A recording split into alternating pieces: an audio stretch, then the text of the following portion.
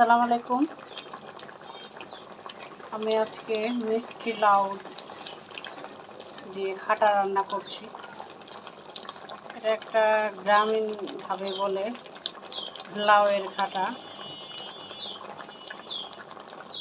এটা আগের দিনের লোকেরা খাইতো। মিষ্টি কুমড়ারে পাকায়ে এভাবে রান্না করতো। এর মধ্যে আমি দিয়েছি চিনি, অল্প করে পানি, সাদা এলাচ,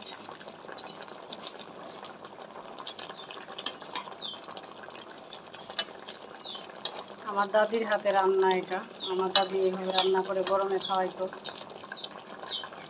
আগে অবশ্য ফ্রিজ ছিল না, রান্না করে ফেলে নিচে রেখে ঠান্ডার পরে খাওয়াইতো, অনেক ভালো লাগতো। এটা বিভিন্নভাবে খাওয়া যায়।